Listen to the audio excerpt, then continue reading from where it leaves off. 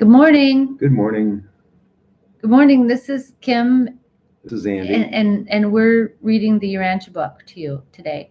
So it is July 7th. First, we're going to read from Light the Flame right here by Andrew Harvey. Okay. So do you want to read the July 11th one? July sweetie? 11th. Okay. Okay. This is a Muslim prayer. Muslim prayer. O Lord, do not lay it to our charge when we forget and are at fault. Our Lord, what would be more than we could carry, do not lay upon us. Rather grant us pardon, forgive us, and have mercy on us. For you are our sovereign. Be our aid against those who hold you in contempt. Okay. Right. So there's humility in this. Mm-hmm. There's so much humility in this, I feel.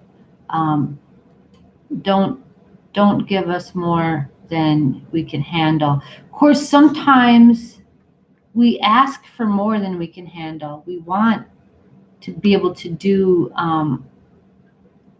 more than we're able to do. And I'm guilty of that. And I remember a powerful lesson that I was redirected and saying, this is too much for you. Okay, it's like, okay, they actually gave me what I wanted. And I couldn't do it. I couldn't do it. So there's humility. There's prayer for humility. Grant us pardon, forgive us. Okay. Have mercy on us. You are our sovereign. Be our aid against those who hold you in contempt. Okay, so help us. God is not worried about people who hold God in contempt. God isn't worried about that. God doesn't worry about that. No. Right? Right. We're the ones that get excited about that. Because we're limited. Yeah. God made them and loves them just the same as he loves us. Okay, all right. Today we are talking about an exciting subject here. Paper 11, section 6, space respiration. When I first heard about this, I was like, whoa, you gotta be kidding me. You gotta be kidding me. Space respires like in and out and expands and contracts like this. Like the space between the molecules actually kind of like this. Well, let's read about it. Okay. And I remember yesterday I was talking about how Nether Paradise talks about circulating force energies, and it's like the heart. There's these three zones, right? That is like a heartbeat. So this part is like the lungs. Okay. All right. I'm gonna go. All right. Okay. We do not know the actual mechanism of space respiration. We merely observe that all space alternatively contracts and expands. This respiration affects both the horizontal extension of pervaded space and the vertical extensions of unpervaded space, which exist in the vast space reservoirs above and below paradise. In attempting to imagine the volume outlines of these space reservoirs, you might think of an hourglass. Okay, right? Okay. So above and below paradise, there's pervaded space, which is like inside the hourglass, and then there's unpervaded space. Okay? Okay, so weird that they're talking about the shapes of these things.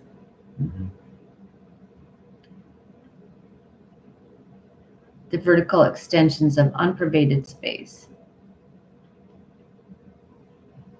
above and below paradise. Okay, but we talk about horizontal extensions, so this outside of paradise, yeah. Okay. Okay, you go. As the universes of the horizontal extension of pervaded space expand, the reservoirs of vertical extensions of unpervaded space contract, and vice versa. There is a confluence of perverted and unperverted space. No, not perverted. There is a confluence of perverted, pervaded, and unpervaded space just underneath nether paradise. Both types of space there flow through the transmuting regulation channels, where changes are wrought, making pervadable space unpervadable, and vice versa, in the contraction and expansion cycles of the cosmos. Okay, so it's actually the pervaded and unpervaded space that is expanding and contracting. Okay. Mm-hmm. So what is pervaded and unpervaded space? That's a good question. Okay. Well, it says unpervaded space means unpervaded by those forces, energies, powers, and presences known to exist in pervaded space. Okay. We do not know whether vertical reservoir space is destined always to function as the equipoise of horizontal universe space. We do not know whether there is a creative intent concerning unpervaded space. We really know very little about the space reservoirs, merely that they exist, that they seem to counterbalance the space expansion contraction cycles of the universe of universes. Woo! Wow. Okay, so there's a space reservoir. So that means a space reservoir. So there's a place where where space itself is gathered together in a reservoir. So when they need more space, they can go to the space reservoir. Wow. And get space. Get more space. I wish I could do that. Sometimes I need more space. You know, You need a reservoir. I need some, space from some people or some things. Mm-hmm. Mm-hmm. Yeah. Yeah. Isn't that wild? Mm-hmm. Wow. And who wrote this? Who wrote this? Mm-hmm. Let's see. I think it's The point is, whoever wrote this, they're not really sure. they're not really on this too. Right. So paper 11, universal, a perfecter of wisdom. Wow. A perfecter of wisdom wrote this. Perfecter of wisdom isn't sure about Something, because it says, we do not know whether there is a creative intent concerning unpervaded space. See, there's so much humility in that. Mm-hmm. These are divine or semi-divine beings, and we're going like, what? You're supposed to know. Right. What are you trying to do to us here, right? You wrote this, and you're saying you don't know? But see, because that's such a miracle. See, we're growing to be like, like here, like when you're 5 years old and you look to your mom and dad, there's nothing they don't know. There's Right. nothing they can't do, right? They know everything. Then we get to be like 15, you're starting to realize, hey, all right, they don't know everything. Mm-hmm. And it's a little bit scary, but it's like, Right. okay. But then they're kind of like me, or I'm becoming like them. Mm-hmm. And that's really what's happening. Mm-hmm. We're becoming more like them. We're knowing what questions to ask, Mm-hmm. even if we don't have the answers. Right. Yeah. All right. That's just fascinating. I just love it. Mm-hmm. Yeah. So, okay. So I'm going to get a vision in my mind first before I go on here is that, okay, so there's pervaded spaces like an hourglass above here, but there's also a vertical or a horizontal aspect to pervaded space here. Okay, volume outlines of these space reservoirs, you might think of an hourglass. Okay, because there's both horizontal extensions of pervaded space. So there's also a horizontal extension of pervaded space, which probably has to do with, it probably falls along the lines of that elliptical shape of paradise that we talked about last time. So in that direction, because the they say the shape of reality is actually like a Maltese cross, right? So it goes out from the center Mhm. in these, yeah. Maybe I should draw. I don't have anything to draw on. I'll draw later. I don't have anything to draw on. Right, but it's cool, right? Mhm.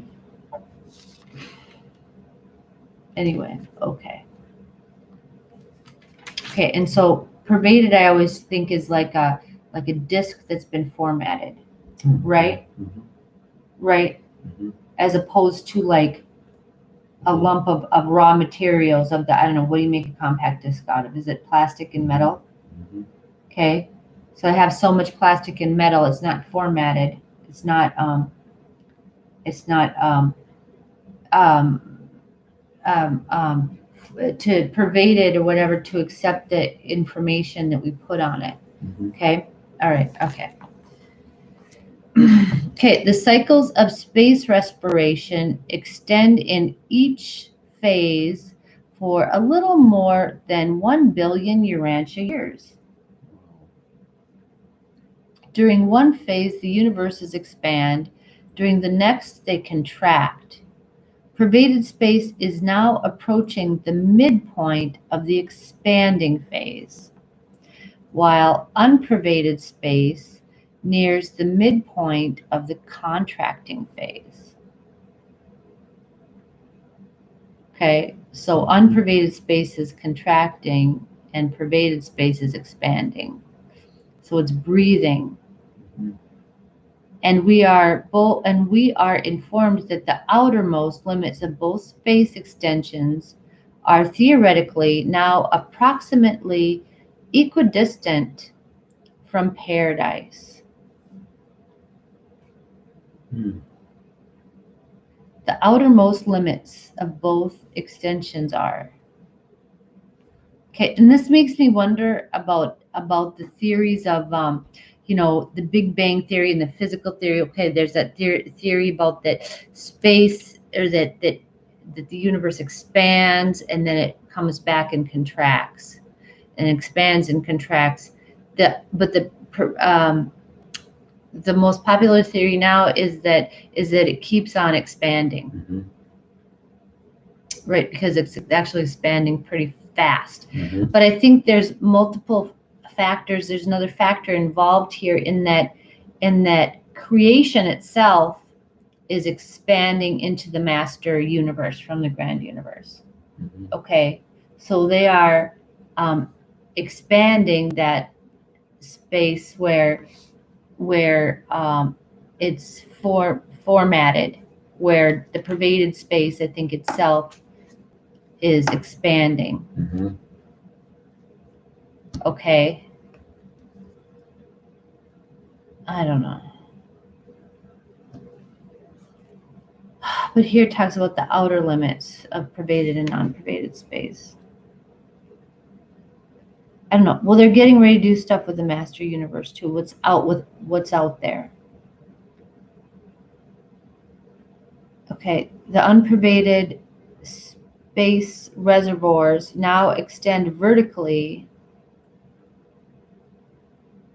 above upper paradise and below nether paradise, just as far as the pervaded space of the universe extends horizontally outward from the peripheral paradise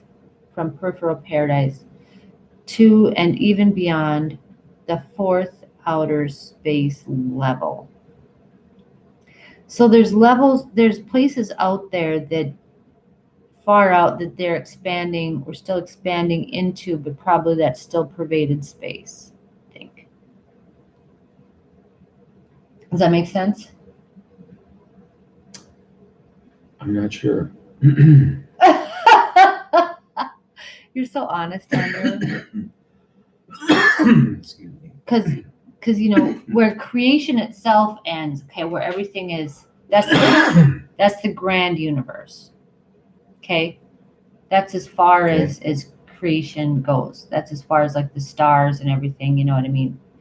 Okay, but there's outer space levels apart from that here that are still they're ready to accept. So I think we're expanding into those.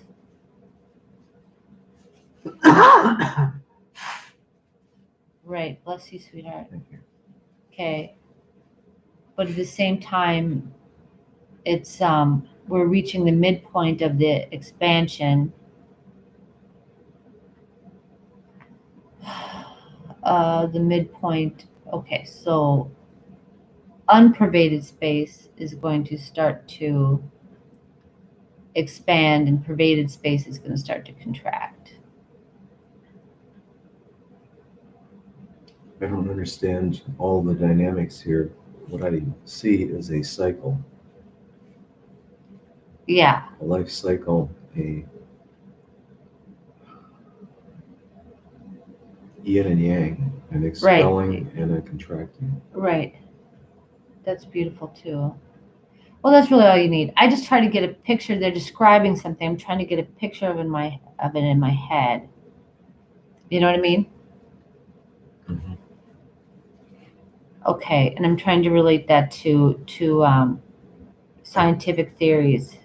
I think it's similar to like the theory that Urantia is alive as a living Right. being. The Earth is alive. Has a And so taking that out, apparently space is alive as a living, breathing being. yeah. Yeah. Yeah. Just things are spread out a little more. This is stretching my comprehension of all that is. Isn't it? Okay, I'm gonna read the last part. Okay. For a billion years of Urantia time, the space reservoirs contract while the master universe and the force activities of all horizontal space expand.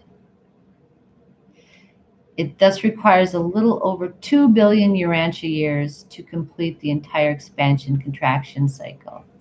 Okay, and the other thing I want to say is like, if this was really happening, could we even be able to measure it? Could we? Because we are intrinsic in that system that we're trying to measure. See, these guys, these celestial, perfecter of wisdom, is outside of what's happening, so they can measure this. But here, it's our own molecules here that are expanding and contracting along with the whole thing. So we wouldn't be able to notice this We're part of the because we're movement. part of it, what's happening. So we don't have a ability to perceive this at all, I don't think. Not without a fixed reference point somewhere. Right, outside. See, that's what they have, the Mhm. perfecters of wisdom have, Mhm. to be able to say this is happening. We don't have that. We can't really know. Yeah. So, but it's interesting to see, okay, if So the universe is alive. it's alive and we're part of it. Mhm. We're like the living little cells or Mhm. molecules within it, within the whole thing. They're expanding and contracting. Yeah. It's so big. It's so big. Mhm. You can't get outside of it. No. And the thought of controlling any part of it is ridiculous. All you can do is go with the flow. You can just go with the flow. I think that's a good thought to end with. Mhm. That's good. So, I gotta just relax, go with the flow. Everything's okay. Mhm. And thank you very much for being with us today. Thank you. All right. Much love. Signing off, Have Kim and Andy. Have a great Sunday. Have a great Sunday. Bye. Bye.